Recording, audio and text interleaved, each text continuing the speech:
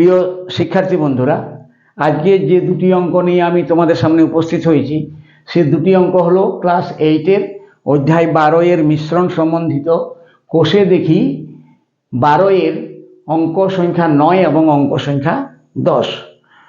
তবে ক্লাসটি শুরু করার আগে আমি কয়েকটি কথা তোমাদেরকে বলতে চাই। সেটি হচ্ছে, তোমাদের মধ্যে যদি ক্লাস 8-এ কেউ পড়াশোনা করছো তারা কিন্তু অতি অবশ্যই ভিডিওটি প্রথম থেকে শেষ পর্যন্ত দেখবে এবং কোনো প্রকার স্কিপ না করে। আর যারা ক্লাস 8-এ পড়াশোনা করছো না, যারা অলরেডি মাধ্যমিক পাস করে গেছো কিংবা এইচএস পাস করে গেছো, গ্র্যাজুয়েশন কমপ্লিট করেছো এবং বিভিন্ন চাকরির পরীক্ষার জন্য প্রস্তুতি নিচ্ছ, তোমরাও কিন্তু এই অঙ্কগুলি কিভাবে হচ্ছে ভালোভাবে শুনবে। ঠিক আছে, শুরু করছি ক্লাসটি। তবে শুরু করার আগে প্রতিবারের মতো সবাইকে আমার চ্যানেলের তরফ থেকে অনেক অনেক প্রীতি, শুভেচ্ছা ও ভালোবাসা জানাচ্ছি। আর একটা অনুরোধ করে যাচ্ছি, যদি এখনো পর্যন্ত আমার চ্যানেলটিকে তোমরা সাবস্ক্রাইব না করে থাকো তাহলে সাবস্ক্রাইব করে দিবে এবং বেল আইকনটি প্রেস করে রাখবে। ঠিক আছে, তাহলে শুরু করছি ক্লাসটি। দেখো, অঙ্ক সংখ্যা 9। অঙ্ক সংখ্যা 9-তে বলা হয়েছে যে দু প্রকার পিতলে তামা ও দস্তার অনুপাত যথাক্রমে 8:3 এবং 15:7। এই দুই প্রকার পিতল 5:2 অনুপাতে মেশালে যে নতুন প্রকারের পিতল পাওয়া যাবে তাতে তামা ও দস্তার পরিমাণের অনুপাত কি হবে হিসাব করে লিখি। ঠিক আছে, তাহলে আমরা অঙ্কটি খুব সহজভাবে বোঝার চেষ্টা করছি। দু প্রকার পিতল, প্রথম প্রকার পিতল এবং দ্বিতীয় প্রকার পিতল। তাহলে আমরা এখানে দুটো হেডিং দিচ্ছি যে প্রথম প্রকার পিতল, প্রথম প্রকার পিতল, আর একদিকে লিখছি দ্বিতীয় প্রকার পিতল, দ্বিতীয় প্রকার পিতল। এখন প্রথম প্রকার পিতলে তামা এবং দস্তার যে অনুপাত দেওয়া আছে সেটি হচ্ছে 8:3। তাহলে আমি এখানে লিখতে পারি তামা অনুপাত দস্তা সমান 8:3, 8:3। আর দ্বিতীয় প্রকার যে পিতল রয়েছে সেটিতে তামা এবং দস্তার অনুপাতটি রয়েছে, তামা অনুপাত যে দস্তার অনুপাতটা রয়েছে সেটি হচ্ছে 15:7। ঠিক আছে, এখন এই দুই প্রকার পিতল 5:2, 5:2 এই অনুপাতে মিশিয়ে দেওয়া হচ্ছে। ধরো এদিক থেকে নিয়ে আসা হচ্ছে, আবার এদিক থেকেও নিয়ে আসা হচ্ছে। 5:2 প্রথম প্রকার পিতল থেকে যদি 5 ভাগ নেওয়া হচ্ছে তো দ্বিতীয় প্রকার পিতল থেকে নেওয়া হচ্ছে 2 ভাগ, মানে 5:2। তাহলে যে নতুন যে পিতল হবে, নতুন যে পিতল হবে সেই নতুন পিতলে তামা এবং দস্তার যে অনুপাত সেটি কত ইস্টু কত হবে, এটি হচ্ছে অঙ্ক। এখন এখানে আমরা জানি যে যদি অনুপাত দেওয়া থাকে তাহলে সেটাকে যখন আমরা ভাগে পরিণত করে নিব, তার মানে এখানে তামা এবং দস্তার যোগফলটা হচ্ছে 8 আর 3 11। তাহলে তামা আছে কত ভাগ? তামা আছে 8-এর 11 ভাগ, মানে 11 ভাগের মধ্যে 8 ভাগ। আর দস্তা কত আছে?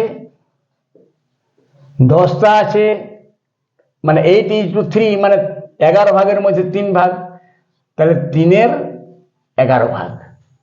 আর এদিকে তামা রয়েছে, তামা রয়েছে 15 কত হবে যদি অংশে পরিণত করা যায়, তাহলে 15 সাথে যোগ করে যেটা হয় 22, তাহলে 15-এর 22 ভাগ। আর দস্তা কত রয়েছে? না, দস্তা রয়েছে 7/22 আমরা ভাগে পরিণত করে নিলাম, অংশে পরিণত করে নিলাম। ঠিক আছে, এরপর এখান থেকে যদি 5 ভাগ নেওয়া হচ্ছে, মানে 5 একক ধরে পারো তোমরা, এখন যদি 5 একক নেওয়া হয়, এদিক থেকে যদি 2 একক নেওয়া হয়, তাহলে 5 এককের মধ্যে কিছু তামাও আসবে, কিছু দস্তাও আসবে, অবশ্যই আসবে। কেবল তামা আসবে এমনটি নয়, আর কেবল দস্তা যাবে এমনটি নয়। 5 ভাগ বা 5 একক যখন আমরা এটা থেকে নিয়ে নিব এবং এটার থেকে যখন নিয়ে নেব 15:7 অনুপাতে, তখন এদিক থেকেও তামা আসবে, এদিক থেকেও তামা আসবে, এদিক থেকেও দস্তা আসবে, এদিক থেকেও দস্তা আসবে। তাহলে কতটা পরিমাণে আসবে?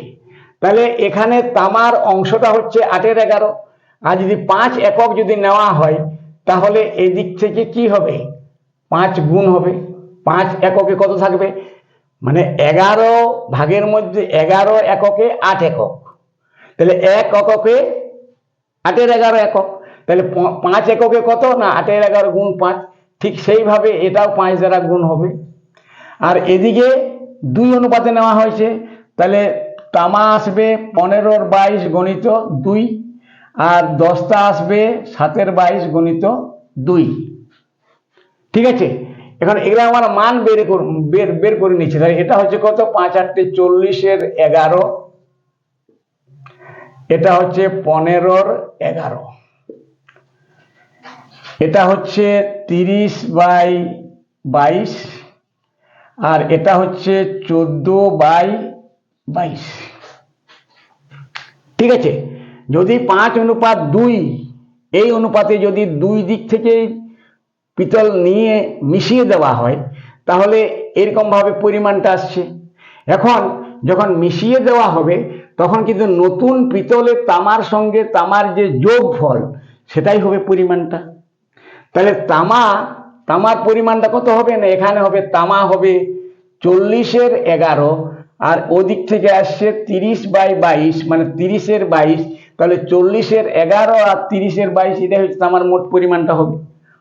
তাহলে তামার জায়গায় আমরা লিখতে পারি 40/11 যোগ 30/22। এরপরে অনুপাত দিয়ে দিব। এবারে দস্তার সঙ্গে দস্তার যোগ হবে, যখন 2 দিক থেকে আমরা ওই 5:2 এই অনুপাতে যখন নিয়ে নিচ্ছি, তখন দস্তাও আসছে।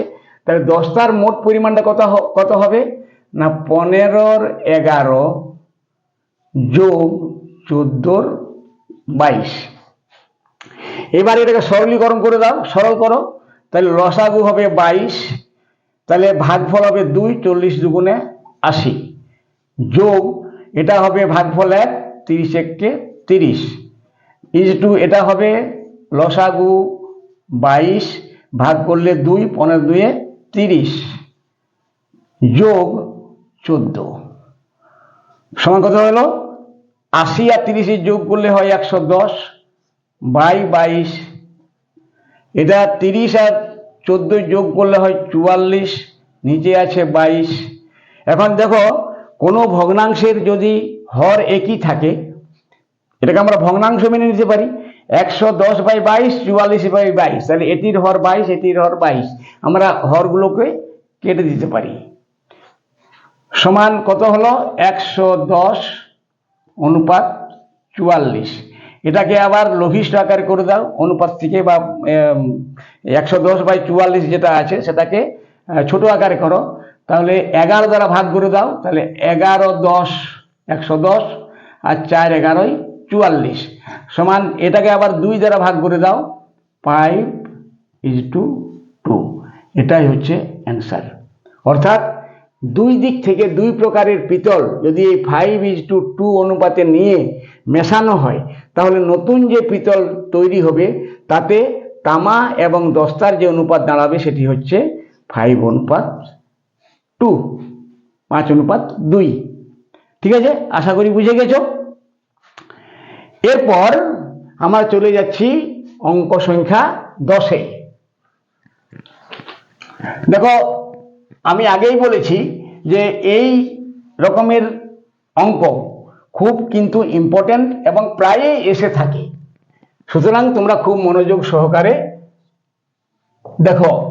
ঠিক আছে, তাহলে অঙ্ক সংখ্যা 10 শুরু করছি। দেখো এতে বলা হয়েছে দু প্রকার স্টেনলেস স্টিল, মানে প্রায় একই রকমের, তফাৎ একটু আছে। আমি অঙ্কটি পড়ে শোনাচ্ছি এবং অঙ্কটি যখন আমি করব তখন কিন্তু আমি তফাৎটাও তোমাদেরকে বলে দিব। দু প্রকার স্টেনলেস স্টিল, তাহলে মনে করি এটা প্রথম প্রকার স্টেনলেস স্টিল,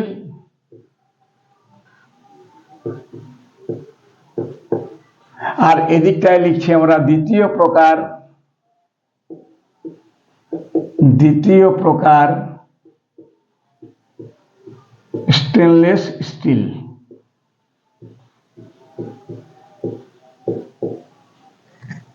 দু প্রকার স্টেনলেস স্টিলে ক্রোমিয়াম এবং স্টিল, অর্থাৎ মানে স্টেনলেস স্টিল তৈরি হয় দু প্রকার ধাতু দিয়ে, একটা হচ্ছে ক্রোমিয়াম, একটা হচ্ছে স্টিল। তাহলে ক্রোমিয়াম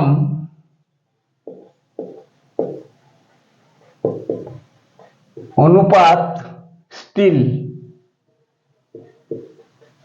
আর এটা তো তাই, ক্রোমিয়াম অনুপাত স্টিল। প্রথম প্রকার স্টেনলেস স্টিলে ক্রোমিয়াম এবং স্টিলের পরিমাণের অনুপাত দেওয়া আছে 2:11, 2:11, আর দ্বিতীয় প্রকারে দেওয়া আছে 5:21, 5:21। ঠিক আছে, এই দু প্রকার স্টেনলেস স্টিল কি অনুপাতে মেশাবে, এটা হচ্ছে পার্থক্য। তোমরা একটু আগে যে 9 অঙ্কটি দেখলে সেখানে কিন্তু কি অনুপাতে নেওয়া হয়েছিল, 5:2 অনুপাতে নেওয়া হয়েছিল, এবং অনুপাতটি নতুন পিতলে অনুপাতটি কত হবে সেটি আমাকে বের করতে হয়েছিল। এখানে কিন্তু তার উল্টোটা। কেমন উল্টোটা? না কি অনুপাতে নিয়ে মেশালে, মানে এখান থেকে প্রথম প্রকার স্টেনলেস স্টিল যে নেওয়া হচ্ছে আর দ্বিতীয় প্রকার স্টেনলেস স্টিল যে নেওয়া হচ্ছে তাদের অনুপাতটা কত,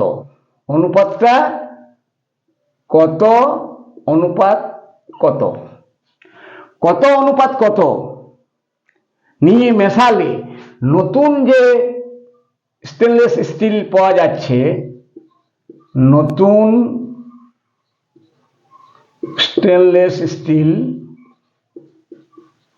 যে তৈরি হচ্ছে তাতে বলা হয়েছে যে ক্রোমিয়াম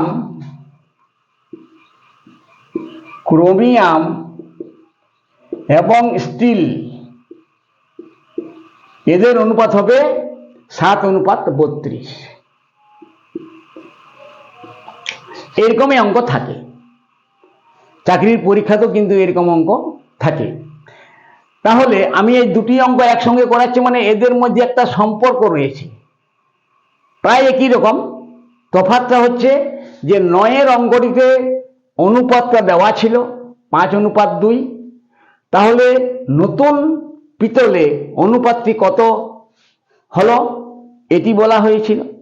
আর এটি যে কি অনুপাত, মানে এখানের অনুপাতটা কিন্তু দেওয়া নেই, কিন্তু এখানের অনুপাতটা দেওয়া আছে, এইটুকুই তফাৎ, নিয়ম কিন্তু একই।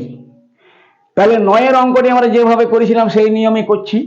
এখন দেখো এখানে ক্রোমিয়াম কত হবে, ক্রোমিয়াম কত আছে না অনুপাতের যোগফল 2 আর 11 13 হয়, মানে 13 ভাগের মধ্যে 2 ভাগ, মানে 2/13 অংশ। আর স্টিল কত আছে না 13 ভাগের মধ্যে 11 ভাগ, তাহলে 11/13। এদিকে ক্রোমিয়াম কত আছে, ক্রোমিয়াম কত অংশে আছে না 21 আর 5 যোগ করলে 26 হয়, তাহলে 26 ভাগের মধ্যে 5 ভাগ, তার মানে ক্রোমিয়াম আছে 5/26 অংশ। আর স্টিল কত আছে, স্টিল আছে 26 ভাগের মধ্যে 21 ভাগ, তাহলে 21/26। ঠিক আছে, কি অনুপাতে নিয়ে মেশালে, তা আমরা মনে করে নিচ্ছি যে প্রথম প্রকার স্টেনলেস স্টিলটা নেওয়া হয়েছিল এক্স এবং দ্বিতীয় প্রকার স্টেনলেস স্টিল নেওয়া হয়েছিল ওয়াই একক। ঠিক আছে, তাহলে এখানে আমরা খুব সহজেই বলতে পারি, যদি এখান থেকে যদি এক্স একক এবং ওদিক থেকে যদি ওয়াই একক নেওয়া হয়েছিল, তাহলে এক্স এককের মধ্যে কিছু ক্রোমিয়ামও থাকবে, কিছু স্টিলও থাকবে। আবার এদিক থেকে যখন ওয়াই একক নেওয়া হলো, তখন সেই ওয়াই এককের মধ্যে কিছু ক্রোমিয়াম থাকবে, কিছু স্টিল থাকবে। কত থাকবে? প্রশ্ন হচ্ছে যে কত থাকবে। তাহলে এখানে আমরা ভাষায় যদি বলতে পারি, তাহলে ক্রোমিয়াম থাকে 13 ভাগের মধ্যে 2 ভাগ, 1 ভাগের মধ্যে 2 13 ভাগ, তাহলে এক্স ভাগের মধ্যে ইন্টু এক্স হবে, এখানেও ইন্টু এক্স হবে। তাহলে এক্স এককের মধ্যে স্টিল রয়েছে বা থাকবে 11x/13, ক্রোমিয়াম থাকবে 2x/13। ঠিক একইভাবে এদিকে ওয়াই একক নেওয়া হয়েছিল, তাহলে ওয়াই এককে ক্রোমিয়াম থাকবে কত না 5 × 26, একা ওয়াই দ্বারা গুণ করে দাও, একেও ওয়াই দ্বারা গুণ করে দাও। ঠিক আছে, এখন কি করতে হবে, যখন মিশিয়ে দেওয়া হচ্ছে এবং নতুন স্টেনলেস স্টিল তৈরি করা হচ্ছে, তখন কিন্তু ক্রোমিয়ামের সঙ্গে ক্রোমিয়ামের যোগ এবং স্টিলের সঙ্গে স্টিলের যোগ করতে হবে। তাহলে এখানে ক্রোমিয়াম এবং স্টিলের যে পরিমাণটা হবে, কত হবে না, নতুন এখানে লিখতে পারো তোমরা, নতুন স্টেনলেস স্টিলে ক্রোমিয়াম হবে তোমার 2x/13, এর সঙ্গে 5y/26, এটি হবে ক্রোমিয়ামের পরিমাণ। অনুপাত এখানে স্টিলের কত হবে, স্টিলের সঙ্গে স্টিলের যোগ, তার মানে 11x/13 যোগ 21y/26 হয়ে গেল। এটাকে এবারে সরল করো, মানে ছোট আকারে গেল। 13 আর 26 লসাগু হয় 26, 26কে 13 দ্বারা ভাগ করলে 2, 2 দুগুণে 4, 116 প্লাস 5y। এটা হবে 26 লসাগু 2, 22x প্লাস 21y। ঠিক আছে, এখন আবার সেই কথাটা বলছি যে যদি এটা একটা ভগ্নাংশ, এটা একটা ভগ্নাংশ, হরগুলো একই, সুতরাং 26 26 কেটে দিতে পারো। তাহলে আমরা লিখতে পারি সমান 4x plus 5y is two 22x plus 21y। ঠিক আছে, এখন অনুপাতটি কিন্তু দেওয়া আছে 7:12। এখন আমরা অনুপাতকে কিন্তু বাইকেরও লিখতে পারি, 4x plus 5y is two 22x plus 21y, এটাকে আমরা বাইকেরও লিখতে পারি। তাহলে আমরা লিখতে পারি বা এখানে 4x plus 5y by 22x plus 21y, that is equal to 7/32। 7:32।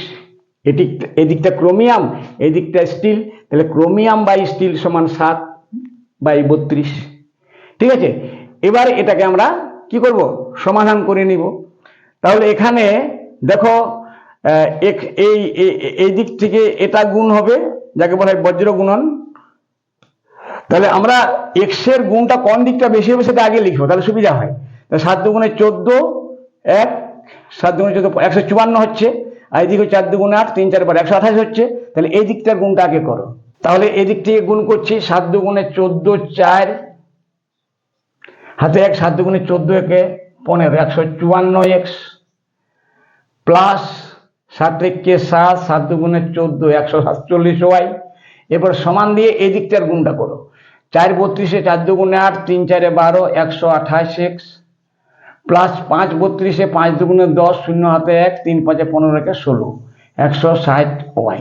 এটা আমরা পেয়ে গেলাম। এরপর কি করা যাবে না, এরপর এক্স গুলোকে বাম দিকে আর ওয়াই গুলোকে ডান দিকে করে দাও। তাহলে বা আমরা লিখতে পারি এখানে 154x মাইনাস 100, যেহেতু 128কে আমরা বাঁ দিকে নিয়ে যাচ্ছি, তাহলে 154x মাইনাস 128x সমান 160yকে ডান দিকেই রেখে দিচ্ছি, 160y মাইনাস 147yকে ওইদিকে নিয়ে যাচ্ছি, তাহলে 147y। তাহলে বা 154 থেকে 128 বাদ দিলে কত হয়? 8 কত হয় 14, 6 14 হাতে 1, 3 কত হয় 5, 2 5, 26x সমান এদিকে 7 আর কত হয় 10, 3 10 হাতে 1, 5 কত হয় 6, 1 6, 13y। তাহলে 26x সমান 13y। এটাকে আমরা করতে পারি কি, এভাবে করতে পারি আমরা x বাই ওয়াই, এই ফর্মে নিয়ে আসো x বাই ওয়াই। তাহলে 26-এর সঙ্গে x এর গুণ হয়েছে, তার মানে x গেছে এখানে উপরের দিকে, তাহলে 26টা আসবে নিচের দিকে। আর 13y গুণ করা আছে, y এসেছে নিচে, তাহলে 13 যাবে উপরে। তাহলে x বাই ওয়াই সমান 13 বাই 26, কাটাকাটি করে দাও, সমান 13 1 13, 13 দুগুণে 26 সমান 1/2। এবারে এটাকে আমরা আবার অনুপাতের আকারে লিখব, অতএব x ইজ টু ওয়াই সমান 1:2। That will be the answer. ঠিক আছে, তো আশা করি এইভাবে আমি দুটি অঙ্ক আমি যথাসাধ্য চেষ্টা করেছি তোমাদেরকে খুব সহজ সরলভাবে বোঝানোর। তবে একটি কথা বলে রাখি, এই আমি পড়ানোর সময় যদি কোনো প্রকারের ভুল ত্রুটি হয়ে থাকে, হতেই পারে টুকটাক, তো তোমরা কিছু মনে করো না। এবং আমি ভিডিওটি এখানে শেষ করছি। শেষ করার আগে একটা অনুরোধ করে যাচ্ছি, চ্যানেলটিকে কিন্তু তোমরা অবশ্যই সাবস্ক্রাইব করে রাখবে।